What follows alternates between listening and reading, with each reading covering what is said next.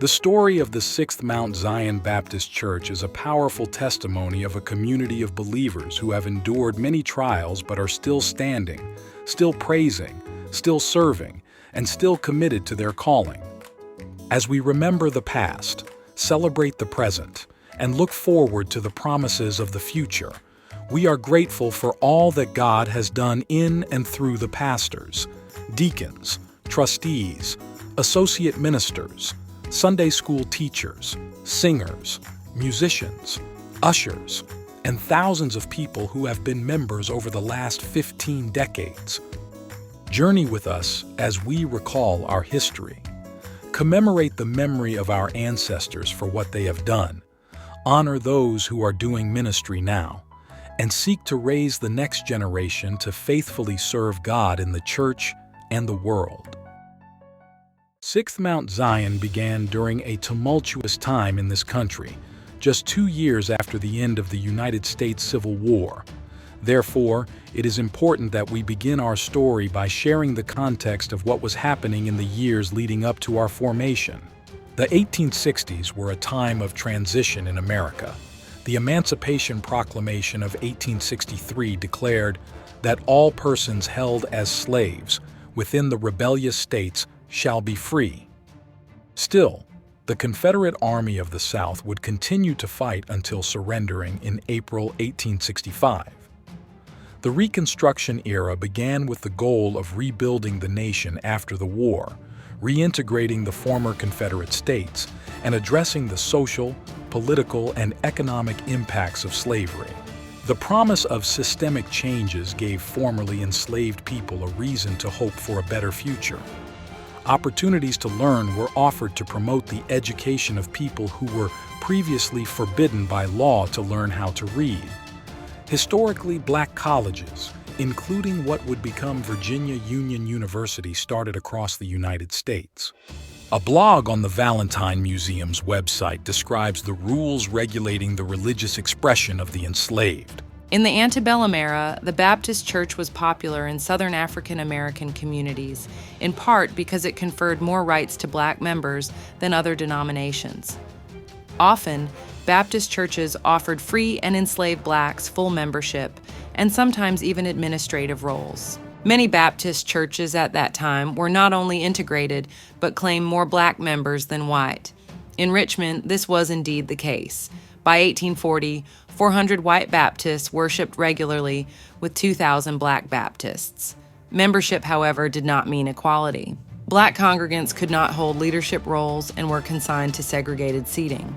The blog post calls this a double imbalance because blacks had greater numbers but lesser rights. This emboldened Richmond's black community to request a church of their own.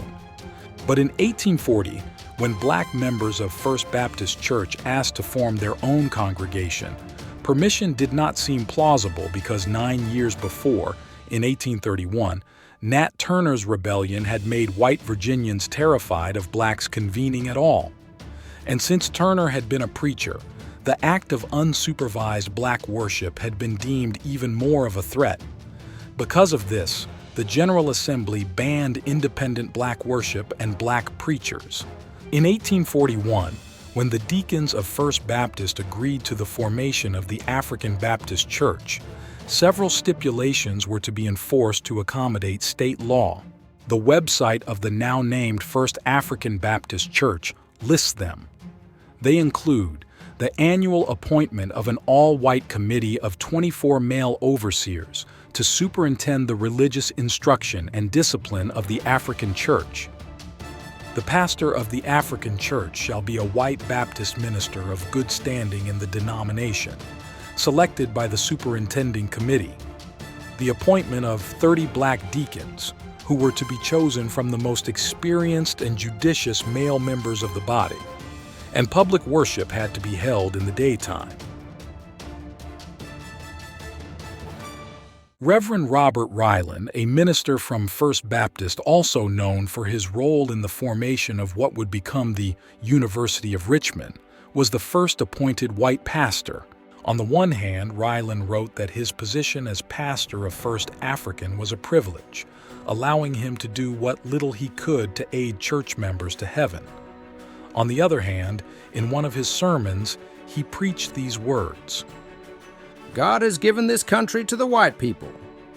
They are the lawmakers, the masters, the superiors. The people of color are the subjects, the servants, and even when not in bondage, the inferiors. Can you imagine being a person of color in the congregation and hearing your pastor preach that you are inferior by God's design? Under Reverend Ryland, worship services would begin with an opening prayer, often led by one of the black deacons or ministers. 30 minutes later, that same prayer was still going on, sounding more like a sermon. The Valentine Museum suggests that this opportunity to pray was a way in which black preachers and deacons were able to minister to black congregants before the white leader delivered the message. One of the black preachers Ryland routinely called upon to lead the prayer was a man he'd baptized, John Jasper. Reverend John Jasper was born in slavery on July 4, 1812, on a plantation in Fluvanna County, Virginia. As a teenager, he worked for several masters in Richmond and Williamsburg. After converting to Christianity, he was baptized, learned to read, and he began to study the Bible. He started preaching and quickly became a much sought-after preacher at slave funerals, receiving special permission to travel to other plantations for the services. In 1884, a book entitled The Life of Reverend John Jasper, pastor of 6th Mount Zion Baptist Church, Richmond, Virginia, from his birth to the present time, with his theory on the rotation of the sun, was published by Edwin Archer Randolph. Randolph was an American lawyer, politician, and journalist from Virginia. In 1880, he became the first African American to graduate from Yale Law School and the first black person to be admitted to the Connecticut bar. Randolph's book goes into great detail on our founding pastor's ministry before, during, and after the Civil War. While still enslaved, Third Baptist Church extended an invitation to Mr. Jasper to come to Petersburg. He accepted the invitation and went every third and fourth Sunday to preach for them, but under the law at that time there was obliged to be a white minister or person at the head of the church, because a colored man could not be ordained as a minister of the gospel, but it made no difference whether the white man was ordained or not. During the Civil War, Mr. Jasper was employed to preach to the sick and wounded soldiers in the Confederate hospitals on Chimborazo Hills. Shortly after the war, the newly emancipated members of the Third Baptist Church of Petersburg called him to be their pastor. In December 1866, he gave up the pastorate and returned to Richmond. In his personal life, according to William Hatcher's book, John Jasper, the unmatched black philosopher and preacher, Jasper had a checkered story of a matrimonial career. He describes at least 4 marriages, one ending because of separation and slavery, another in divorce. Still, another made him a widower, and the last one was still living when he passed away. The book notes that Jasper had 9 children with his second wife, Candace. At the age of 55, John Jasper became the founding pastor of 6th Mount Zion Baptist Church. Our name comes from the fact that we were the 6th Black Baptist church to emerge in Richmond, and Jasper added Mount Zion to differentiate us from the other congregations. According to Randolph, the first building was an old wooden shanty, which had been used by the government for a stable. The Richmond Planet newspaper was founded by 13 formerly enslaved persons and first published in 1882. An article printed in the August 31, 1901 edition is one of the earliest written histories of our church. Provided by the first church historian, the article reads as follows.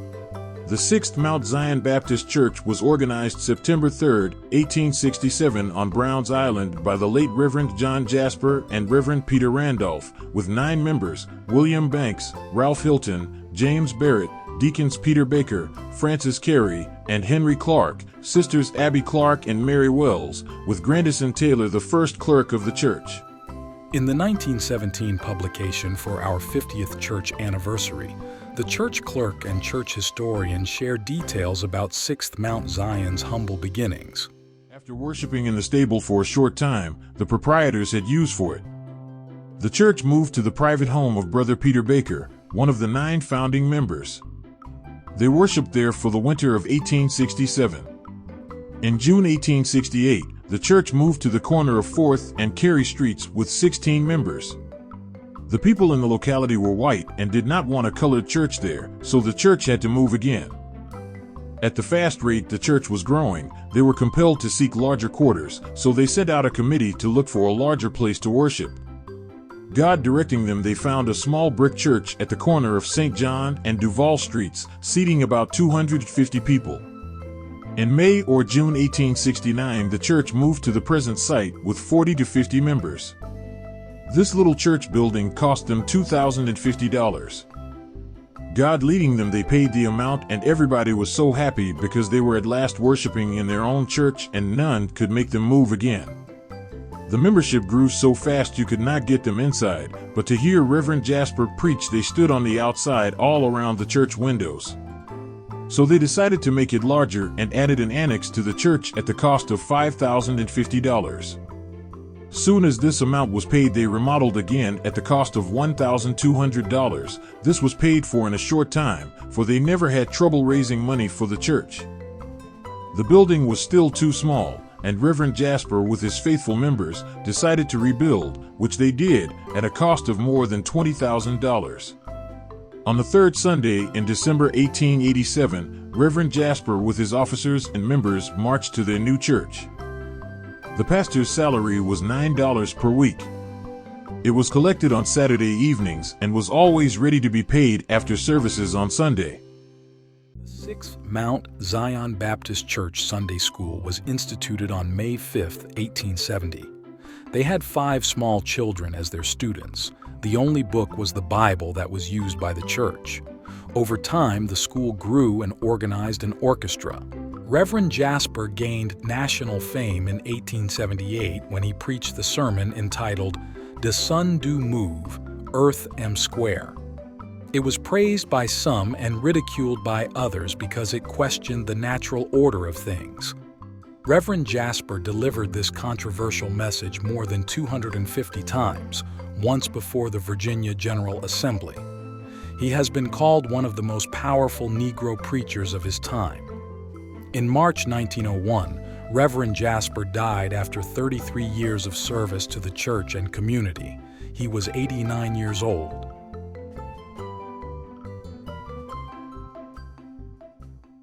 Not long after John Jasper's death was Reverend Dr. Randolph Vincent Payton unanimously called as the second pastor on November 18, 1901. He was installed on January 19, 1902. Reverend Payton was born in Caroline County, Virginia, to former slaves. After moving to Washington, D.C., Reverend Payton married Sister Mary White, started preaching, attended Howard University, and then went to seminary. Prior to coming to 6th Mount Zion, Reverend Payton had served as pastor for 5 churches and was proud that he was never dismissed nor asked to resign. In the 1917 church history and in newspaper articles of the time, we learn that Reverend Payton was questioned by the Ministerial Union of Richmond for his manner of teaching sinners how to accept Christ and be saved. He went to their meeting, and after preaching, he was never again questioned on the teachings of the Bible. The history states that Dr. Payton's great fundraising ability led to him raising more than $100,000 in 16 years. He has been credited with 800 converts through revivals and baptizing 500 new believers in 1 month. When he became pastor in 1901, there were 500 members on the roll. In 1917, there were 2,285. During his tenure, Reverend Payton founded and organized the Sick and Poor Society and the Negro Baptist Old Folks Home to care for the ill, indigent, and elders of the community. While pastor, Dr. Payton added 15 deacons and several trustees to the leadership. The Ushers, Young People's Bible League, and missionary ministries were started. The music ministry, under the direction of Sam Jackson, Sister Louise T. Dean, and Brother Andrew Woolfolk, continued to develop. In 1912, Dr. Payton surprised the congregation when he resigned in order to pastor a church in Maryland. In 1914, members in Richmond begged him to return as pastor, and he did. In the second half of his tenure, Payton implemented the brigade system of giving with hopes of reducing the church's debt. The names etched on the sanctuary's stained glass windows highlight leaders during this time, many of which were women. In 1922, Reverend Payton resigned again to pastor in New Jersey. There are news articles detailing how certain members refused to accept his resignation. They voted to keep the pulpit vacant for a year, hoping that Reverend Payton would consider returning again. Eventually, Dr. Payton did come back to Richmond and became the pastor of what was then Mount Moriah Baptist Church, which started with several dissenting members who left 6th Mount Zion. During Payton's pastorate, Trinity Baptist Church was also formed when members of 6th Mount Zion who did not live close to the church building started a Sunday school.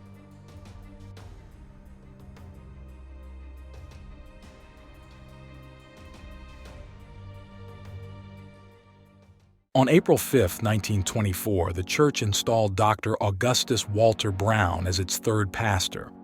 Dr. Brown was born on October 5, 1885, in South Carolina. He graduated from Benedict College and Virginia Union University. Reverend Brown was married to Ella Geneva Smith, and from their union came 5 children. Less than a year into Reverend Brown's pastorate, the church committed to a $100,000 building project, which included a separate education wing. We were the first African-American church in Richmond to have one. In addition, a public address system was installed, along with an organ with cathedral chimes. During Dr. Brown's tenure, the church added over 25 new deacons, formed the deaconess ministry, and continued to add organizations to meet the needs of the congregation, such as the Mary Cheatham Ushers and the Inspirational Choir. The missionary ministry continued to work to meet the needs of the community under the leadership of Elnora Branch.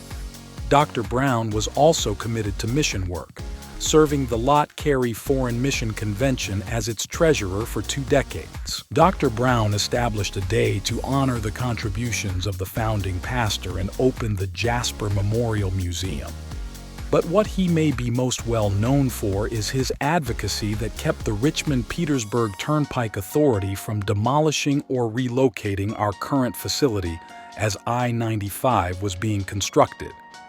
We now know that some of the plans routed the highways through black and brown communities in order to reinforce racial segregation. In Jackson Ward, hundreds of homes were demolished. Many church members were forced to move out of the neighborhood. However, Dr. Brown, the trustees, and members of the church spoke truth to power, and the highway was built around our building. 6th Mount Zion has many senior members who were baptized, married, taught, and led by Dr. Brown.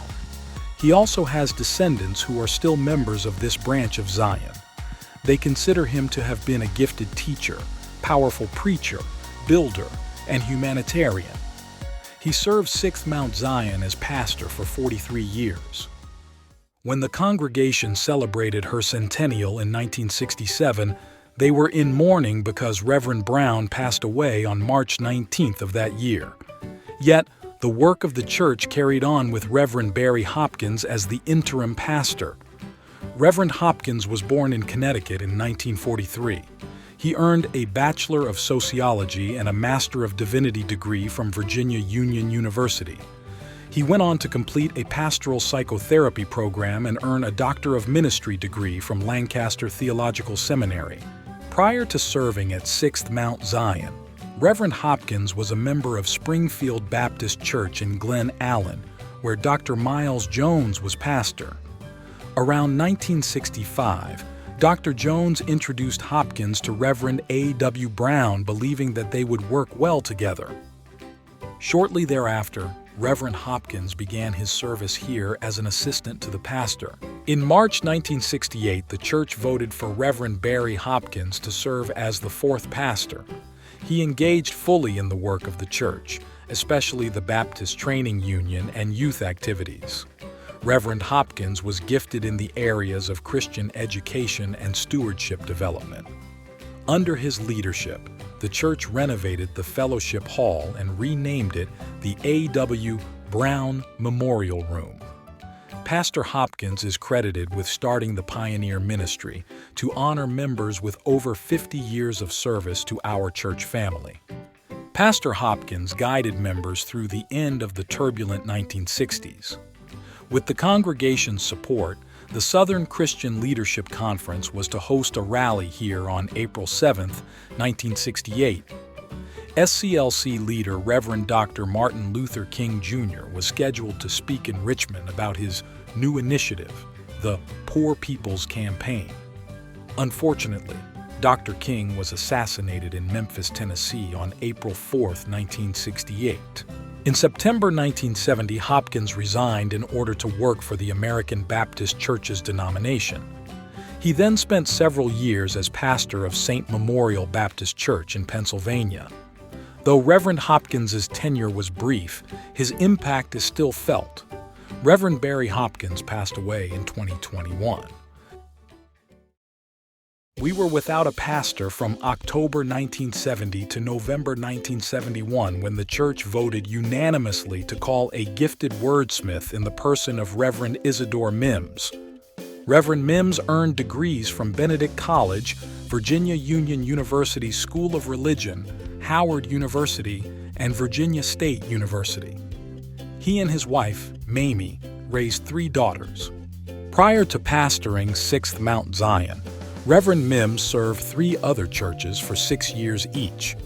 As our leader, Reverend Mims worked to establish partnerships with area pastors and churches and participated in the Baptist General Convention of Virginia, the National Baptist Convention USA, the Lot Carey Foreign Mission Convention, and the NAACP. During Reverend Mims's nearly 2 decades of service, the music ministry added the A.W. Brown Choir under the direction of Dr. Brown's daughter, Jeanette Harris, the E.B. Price Children's Choir, and the Men of Zion. Under Mims' pastorate, the first women deacons were ordained. The church underwent a $1 million renovation project that included lowering the church ceiling, adding new doors, an alarm system, the elevator, and restrooms. The 1986 history notes that the church did not borrow money to complete this capital campaign project. Reverend Mims resigned in 1991 and still resides in Richmond. Reverend Isaac James had been an associate minister under Reverend A.W. Brown. He served as the interim pastor from 1991 until the summer of 1993 when the church called Reverend John E. Johnson Jr. to be the 6th pastor.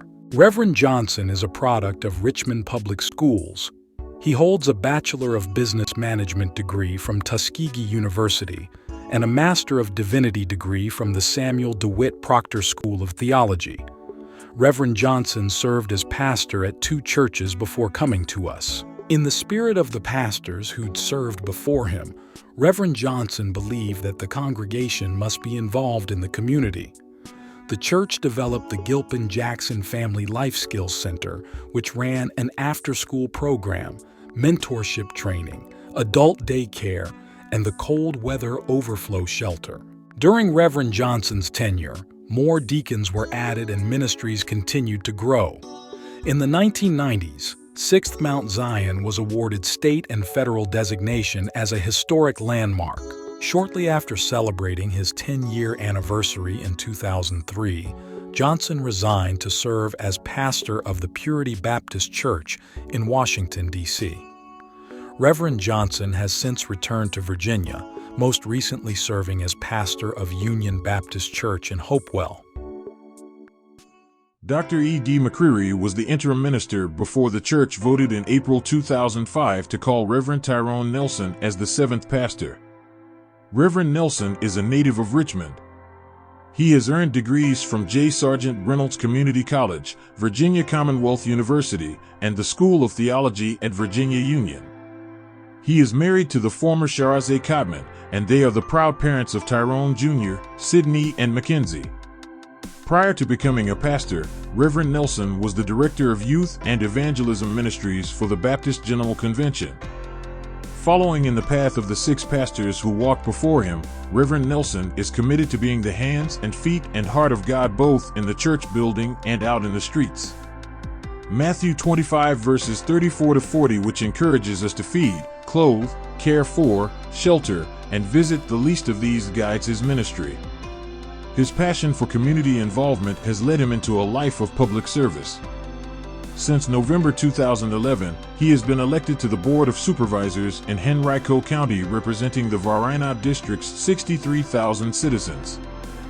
Pastor Nelson knows that he cannot do this work alone, and is grateful for the tireless work of the trustee ministry, who are good stewards of the church's finances, property, and personnel. A deacon's ministry that is focused on meeting the needs of our church members, and a support staff to assist in the ministry God has called us to do. Our church employs an executive minister, administrative assistant, music coordinator, and minister of congregational care. Sixth Mount Zion values hospitality, relationship building, biblically based learning, and community impact. Guided by the mission statement of empowering people to live a Christ-centered lifestyle, members of the Mount have stepped outside of the box to serve God's people in many different ways, such as the illustrated sermon for Resurrection Weekend, the whip, the hammer, and the cross, don't just go to church, be the church, and Interfaith Outreach United Mission Projects, the Holistic Hurt, Holistic Healing Conference that tackles taboo topics, our weekly food pantry, and the Mount Market. We also have made a commitment to tithe 10% to foreign, national, state, and local mission organizations because God has blessed us to be a blessing. In honor of our founding pastor, Reverend Nelson established the John Jasper Trailblazer Award to recognize those who are doing extraordinary work in the world. Since 2005, many ministries have been established, including the SMZBC Praise Team, 50 and Over Choir, Ordained to Praise, Instruments of Praise, Hands in Praise, and the Social Justice Ministry. In 2006, Pastor Nelson became aware that there were plans to turn the old Armory building into luxury apartments. Not wanting to lose a historic building in the community, over 100 members of the congregation joined him at Richmond City Hall to express our dismay. The power of our presence was felt. The apartment plan was rejected, and years later, the building now holds the Black History Museum and Cultural Center of Virginia. During Pastor Nelson's tenure, we have had to address many issues with our aging church building. We have engaged in a sanctuary beautification project, which included new sanctuary carpet, reinforcing and reupholstering the pews. We've constructed a sound booth and church school supply closet. We've also had to replace the roofs on the sanctuary, education wing, and bell tower. In 2019, the church voted to move forward on a $1.3 million renovation campaign aptly titled Rebuilding the Wall. Capital improvement projects included brick repointing, replacing the ship ladder steps in the choir loft, updating the bathrooms to make them handicap accessible, creating a dedicated food pantry, and restoring the sanctuary's stained glass windows. In March 2020, we canceled worship services for what we thought would be 2 weeks so that the COVID-19 virus could run its course. What we did not know is that we were entering a global pandemic that would alter our lives in significant ways. Unable to safely meet in person, we pivoted to virtual worship services and Bible studies. Thankfully, we already had social media profiles on all the major platforms. But we still were not ready for the world of live streaming. This immediate need to offer virtual worship required us to upgrade our computers, projector, sanctuary lighting, internet access, and cameras, and learn technology we were unfamiliar with. While different than what we were used to, we are grateful that God blessed us with means and methods to stay connected even when we are physically apart. One benefit of virtual ministry is that our sick and shut-in members are able to join us in real time for worship and Bible study. Another is that brothers and sisters from all over the world have worshiped with us in our virtual sanctuary. This pandemic has impacted all of us. According to the World Health Organization's website, in the United States, from January 3, 2020 to September 13, 2023, there have been 103,436,829 confirmed cases of COVID-19 with 1,127,152 deaths. We returned to in-person worship in March 2022. We are re-engaging our members and encourage everyone to get involved in at least one ministry. There continues to be much work to do. We are thankful for what God has done. We are grateful to be a part of what God is doing. And we are excited for what God plans to do through the pastor and people of the 6th Mount Zion Baptist Church. Like Ephesians 3 verse 20, we expect it to be exceeding and abundantly above all we could ever ask, think, or imagine. Yes, we believe the best is still yet to come.